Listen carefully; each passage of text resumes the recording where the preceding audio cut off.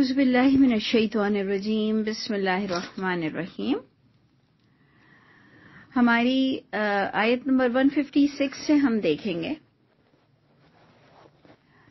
اور ہم نے یہ بات بار بار ڈسکس کی کہ دیکھیں بات جنگ کے بارے میں بہت زیادہ تھی، لیکن ساری کے ساری آج بھی ہمارے کیریکٹر بلڈنگ پر وہ بات پوری اتر رہی ہے. یہ اللہ کا معجزہ ہے، یہ اللہ تعالیٰ کی کتاب کی تعریف ہے کہ اللہ تعالیٰ نے ہمیں وہ باتیں بتائیں، ہم اپنے آپ سے اس کو میچ کریں اور کہیں پر بھی ڈیفالٹر ہو کر اللہ کے حضور پیش نہ ہو. یعنی اس سے ایک اور بھی چیز پتہ چلتی ہے کہ اللہ تعالیٰ مجھ کو اور آپ کو ہر صورت بخشنا چاہتے ہیں کہ کسی بھی طرح ہم کوتاہی نہ کریں سمجھ میں. رب تعالیٰ ہم سب کو ایمان والا بنا دے اور حق کے ساتھ یہ قرآن پڑھنے والا بنا دے. تو دیکھیں یہاں پر بھی جو بات تھی سمجھنے کی وہ یہ تھی کہ ابھی بھی آپ نے دیکھنا ہے، آج بھی بڑا انٹلیکچوئل ذرا ٹاپک ہے، آپ لوگوں نے تھوڑا کانسنٹریٹ کرنا ہے، ایک ایک لفظ کو آپ نے غور سے دیکھنا ہے. آیت نمبر 156 سورہ آل عمران، اس میں دیکھیں بات کیا مل رہی ہے کہ یا ایھا الذین آمنو، اے ایمان والوں، لا تکونوا کالذین کفروا، ان کفر کرنے والوں کی طرح مت ہو جانا. اب ادھر غور کرنا ہے، اگر آپ واقعی ریئل ٹرو قرآن کے اسٹوڈنٹ ہیں اور آپ ریئلی آگے پڑھانا چاہتے ہیں، سمجھنا چاہتے ہیں، سمجھانا چاہتے ہیں، تو اس آیت سے لکھا ہوا ہے لا تکونوا کالذین کفروا، کہ ان کافروں کی طرح مت ہو جانا، جبکہ یہ مسلمانوں پر بھی پوری بات جا رہی ہے کہ ان کفر کرنے والے مسلمانوں کی طرح مت ہو جانا. انڈرسٹینڈ؟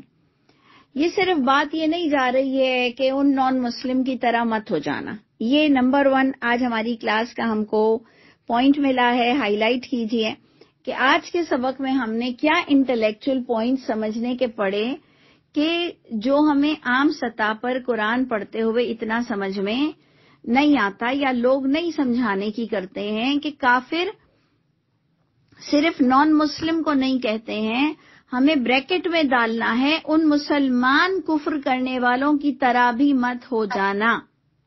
یہ بات ہم کو سمجھنی ہے. تو اب وہ کیا کرتے ہیں، تو ہم اپنا محاسبہ کریں گے کہ اللہ تعالیٰ یہی کفر ہمارے اندر بھی تو نہیں ہے.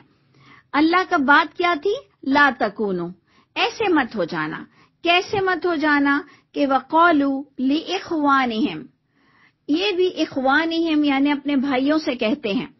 بھائی کا مطلب بھی سگے بھائی نہیں، اپنے جیسی عادت والے لوگوں کو، اپنے جیسے کرپٹ لوگوں کو، اپنے جیسے گندے لوگوں کو جا کر کہتے ہیں. تو اس سے آپ کو وہ آیت بھی کلیئر ہو جاتی ہے کہ الخبیثات للخبیثین، کہ جو خبیث باتیں ہوتی ہیں وہ خبیث لوگوں پر ہی سوٹ کرتی ہیں. اور ویسے بھی وہ آیت قیامت کے لیے ہے کہ خبیث ایک ساتھ ہوں گے اور طیب ایک ساتھ ہوں گے.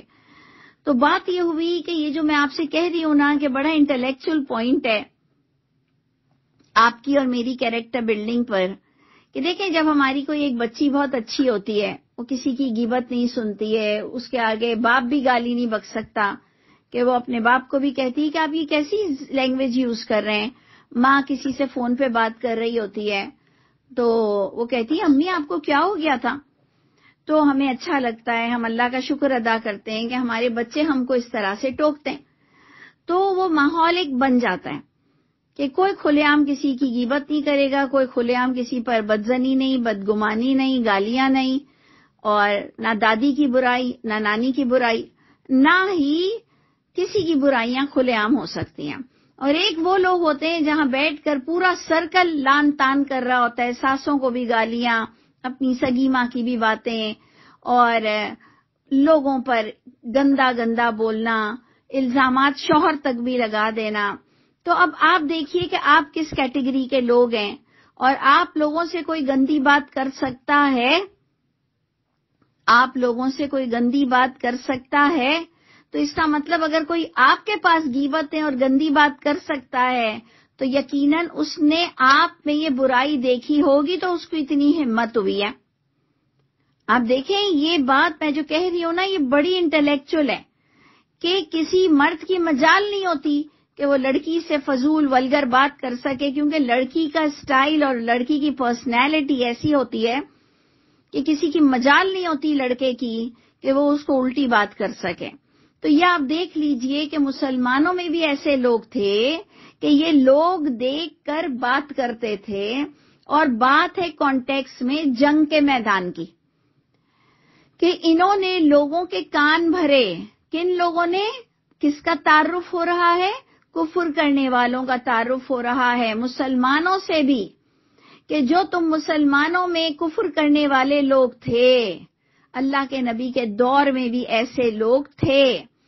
تو اے ایمان والوں، ان مسلمانوں کی طرح مت ہو جانا جن کے اندر کفر تھا، کہ وہ اپنے جیسے بھائی بندوں، ہم نے اس کو ہائی لائٹ کر کر بریکٹ میں سمجھانے کے لیے کیا لکھنا ہے، اپنے جیسے بھائی بندوں کے پاس جاتے تھے کہ اور کیا کہتے تھے، وَقَالُوا، ان کو سمجھاتے تھے، ان کو کہتے تھے، اِذْ ضَرَبُوا فِي الْأَرْضِ، کہ جب وہ نکلتے ہیں زمین میں، جب وہ سفر کرتے ہیں زمین میں، کس کے لیے؟ ہم یہ بریکٹ میں ڈالیں گے کہ اے لوگوں، اے فلاں بن فلاں، یہ اپنے لوگوں کے پاس جاتے تھے اور ان سے کہتے تھے کہ اگر تم جب نکلو گے زمین میں، تو قرآن ہی تفسیر القرآن بالقرآن بتاتا ہے کہاں نکلنے کی بات ہو رہی ہے۔ تو قرآن سے ثابت ہوا کہ جنگ کے لیے نکلنے کی بات ہو رہی ہے۔ کس طرح سے ہم سمجھیں گے کہ جنگ میں نکلنے کی بات ہو رہی ہے؟ کہ آگے لکھا ہے او کانو غزن،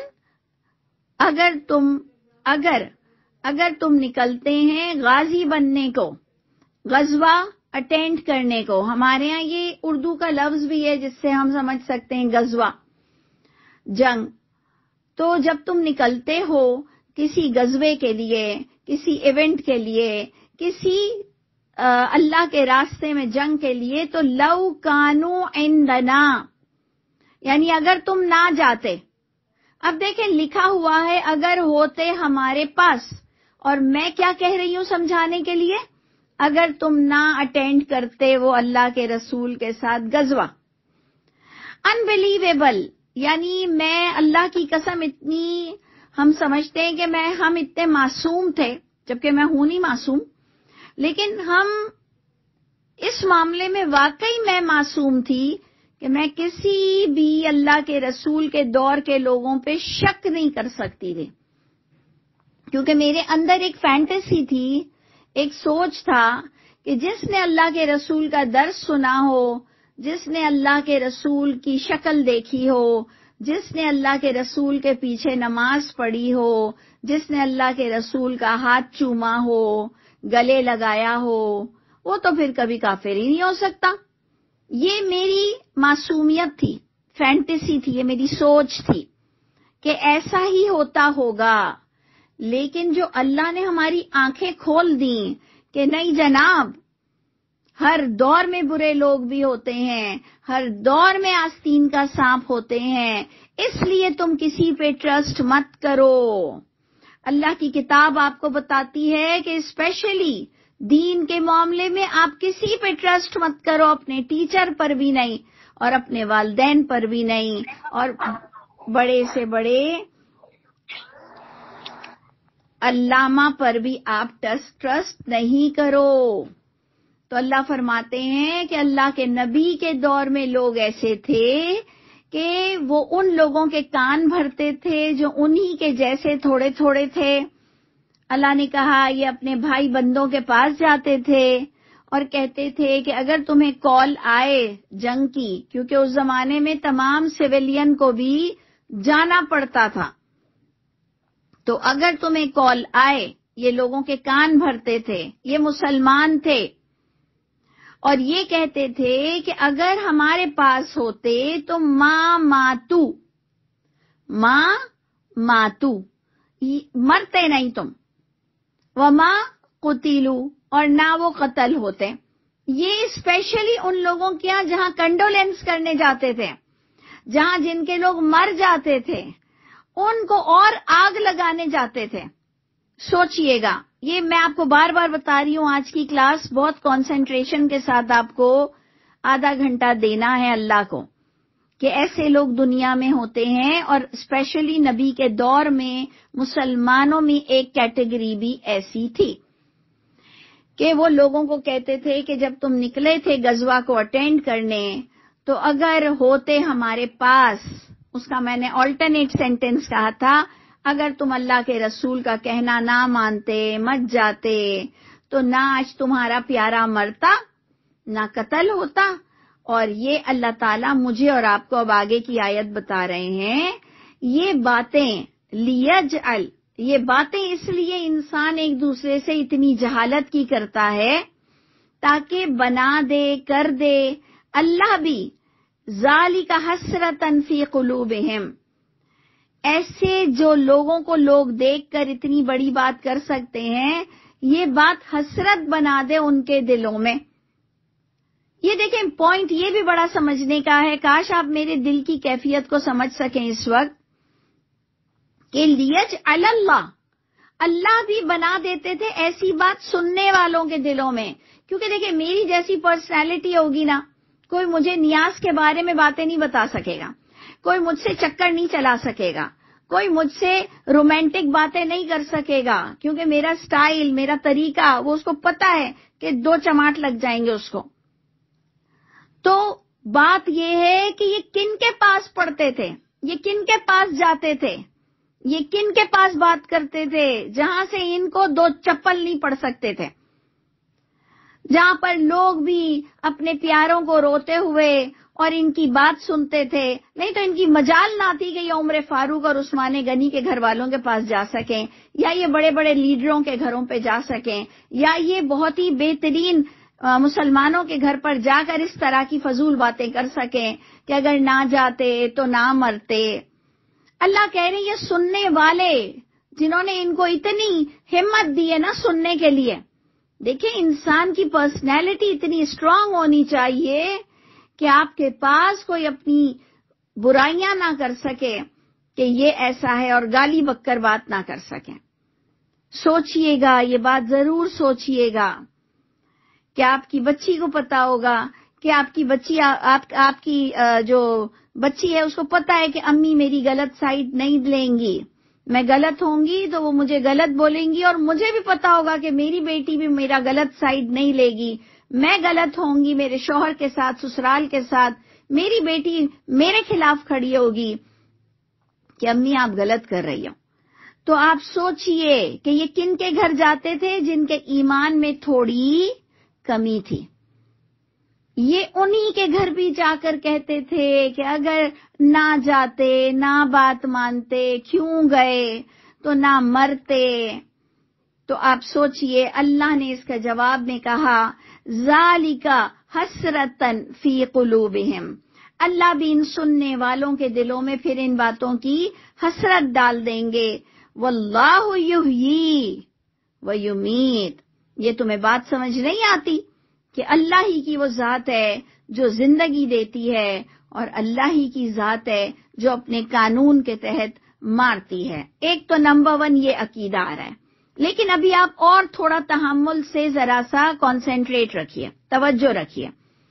ایک تو آپ کو پہلا عقیدہ یہ دے دیا گیا کہ اللہ ہی زندگی دیتے ہیں اور اللہ ہی موت دیتے ہیں، لیکن ابھی آپ کو سیکنڈ بہت امپورٹنٹ بات بتائیں گے اللہ تعالیٰ. واللہ بما تعملون بصیر. اللہ تم سب کو آبزرو کر رہا ہے اور دیکھ رہا ہے. اوکے، یہاں تک ہم نے پڑھ لیا.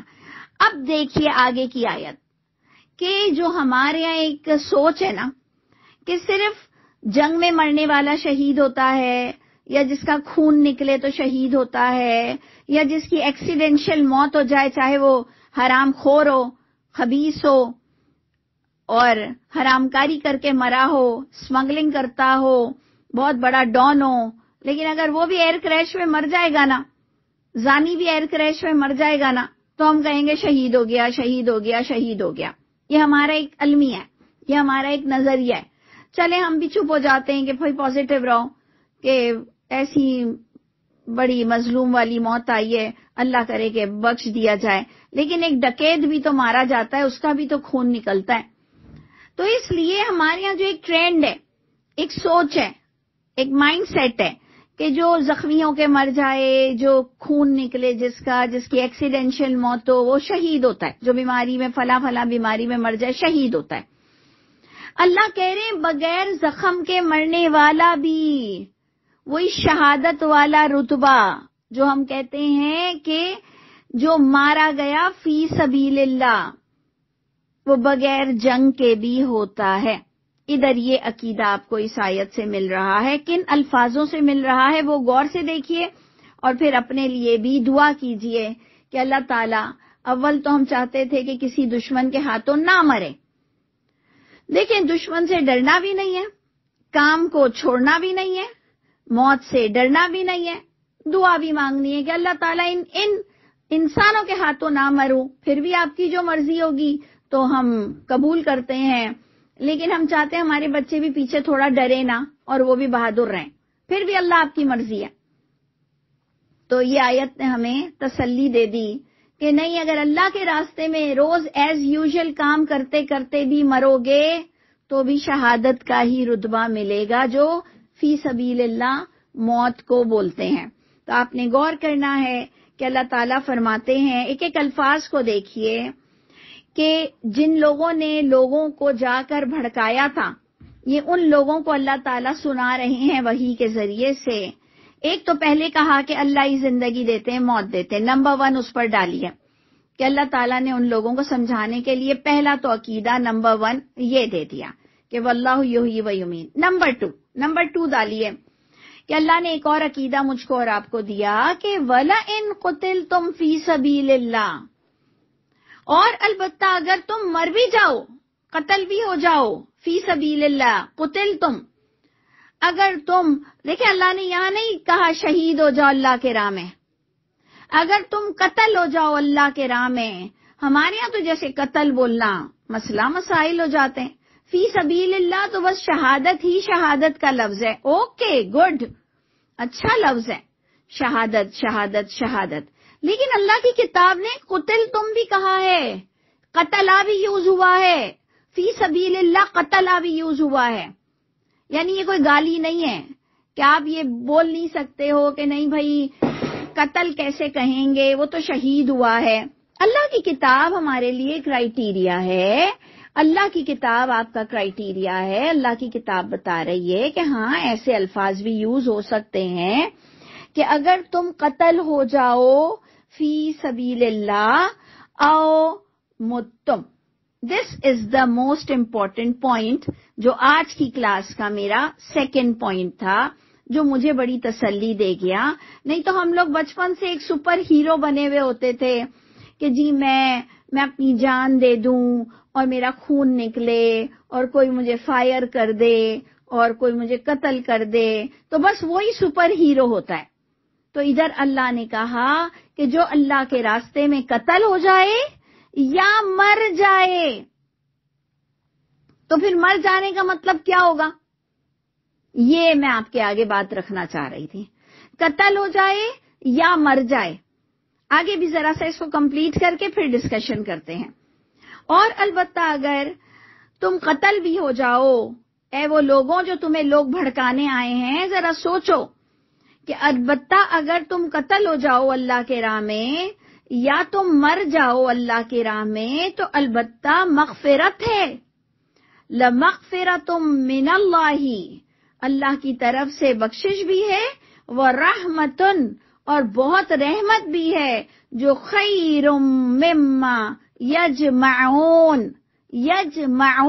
جمع، اوریجن کیا رہا ہے، جمع، یعنی جو تم ہیرے چاندی زیور بنگلے گاڑیاں اولادیں جو تم جمع کرتے ہو نا، ان تمام چیزوں سے بہتر ہے کہ تم اللہ کے راستے میں تمہارا دی اینڈ ہو جائے، تمہارا خاتمہ اللہ کے راستے میں ہو. یہ اس سے بیسٹ تمہارے پاس کوئی زیورات کوئی چیز نہیں ہوگی کہ تمہارا خاتمہ بالخیر اللہ کے راستے میں تم مر جاؤ. تو اس کا مطلب قتل بھی ہوتا ہے انسان، تو مرتا کیسا ہے انسان اللہ کے راستے میں؟ Both are the same thing نہیں. لیکن میں نے جو اس کا ڈفرنس سمجھا ہے اپنی خوش فہمی کے لیے، یہ میری خوش فہمی سمجھ لیں آپ یہ میری انڈرسٹینڈنگ سمجھ لیں آپ. اور میں ہمیشہ ایدھی کی مثال دیتی ہوں. ایدھی کتنی نماز پڑھتا تھا اور کتنے روزے چھوڑتا تھا اس کا میں نہیں اس وقت بات کر رہی, لیکن وہ بھی ضروری ہے. عقیدہ اس کا کیا تھا آئی ڈونٹ نو. مسلمان تھا اتنا مجھے پتا ہے. میں بات یہ کر رہی ہوں کہ ایک اچھا انسان جو صبح اٹھتے ہی اس کا ایز یوزول ورک ہے لوگوں کی مدد کرنا, اپنے انسٹیٹیوٹ کو دیکھنا, پاگل خانوں کو دیکھنا, مردہ خانوں کو دیکھنا, زلزلے آ جائیں تو وہاں جانا, پانی کے کنویں کھدوانا, لوگوں کو راشن بٹوانا, اور بھی بڑی بڑی بیماریاں بھی آ جائیں تو وہ دیکھتا نہیں تھا اور وہ ان کی مدد کر دیتا تھا.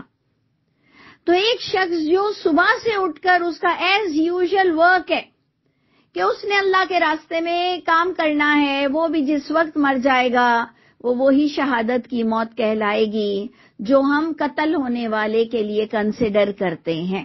That's it. یہ میں آپ کو بتانا چاہ رہی تھی کہ مجھے یہ سن کر بہت خوشی ہوئی, اس لیے میں نے اپنی نیت کو اور اسٹرانگ بنا لیا.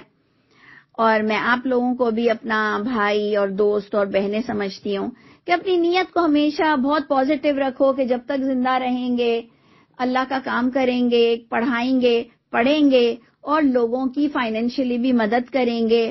اور وقت اور حالات جب کبھی کوئی نیچرل ڈیزاسٹر آ جائے اللہ ہم سب پر رحم فرمائے, لیکن ہر معاملے میں لوگوں کی مدد کریں گے, لوگوں کی چھت کا انتظام, لوگوں کی کھانے کے انتظام میں تھوڑا ہم خیر خواہ رہیں گے.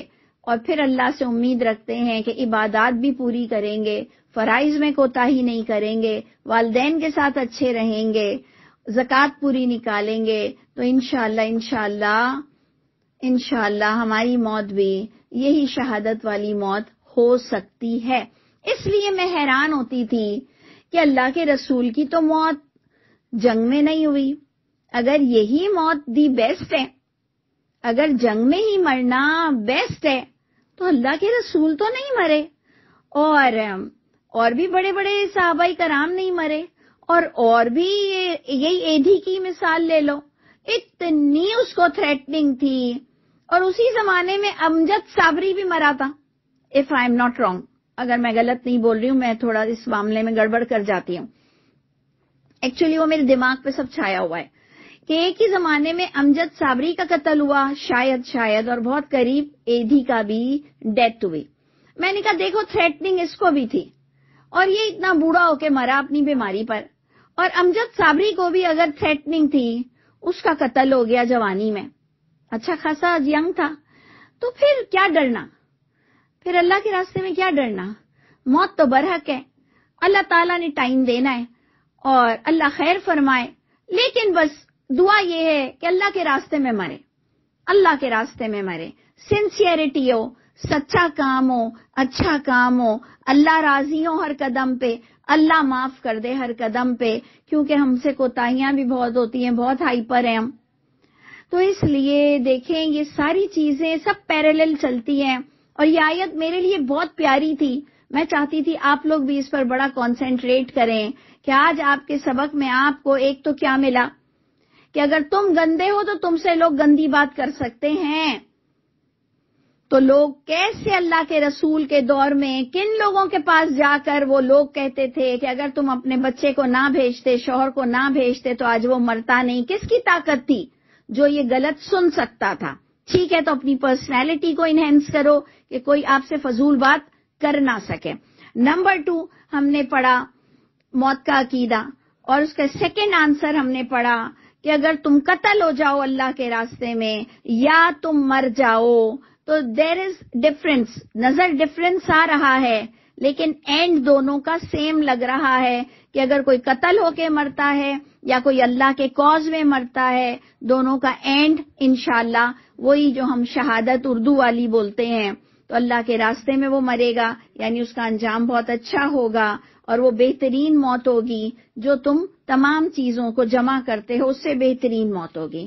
اگین دیکھیں ریپیٹ ہو رہی ہے, دوبارہ یہی چیز ریپیٹ ہو رہی ہے کہ وَلَئِن مُتُّمْ, اور البتہ اگر تم مر جاؤ, او قتلتم, پہلے قتلتم او متم تھا, ابھی پہلے متوں میں اور پھر قتلتوں میں، یعنی دونوں پیرالل ہو گئے، ایک برابر ہو گئے. اچھا لگ رہا ہے آپ کو سن کے؟ ایک انسپریشن آ رہی ہے آپ کو سن کے کہ اچھے کام کرو تو انشاءاللہ شہادت والی موت نصیب ہوگی. تو اللہ نے دوبارہ ہمیں تھرڈ عقیدہ کیا دیا کہ اگر البتہ تم مر بھی گئے نا اللہ کے راستے میں یا قتل ہو کر مر گئے تو لَإِلَى اللَّهِ تُحْشَرُونَ، جاؤ گے کہاں؟ اللہ کی طرف تو سب کو جمع ہونا ہے. تو ادھر قیامت کا بھی عقیدہ مل گیا کہ اچھا جی ایٹ لاسٹ جو اللہ کے راستے میں مرے گا یا جو بری موت بھی مرے گا جمع تو ایک جگہ ہوگا، تو کیوں نہ کوئی ایوارڈ لے کے جائیں. اور پھر اس کا مطلب جو ہم خالی کھولی وہ جو سورہ فاتحہ بغیر اسپرٹ کے پڑھتے ہیں کہ اہدنا الصراط المستقیم صراط الذین انعمت علیہم، صراط الذین انعمت علیہم، اللہ مجھے راستہ وہ دکھائیے کہ میں کچھ لے کے جاؤں، میں کوئی ہائر ڈگری پر مروں، میں کوئی سپرلیٹو ڈگری والا ہوں.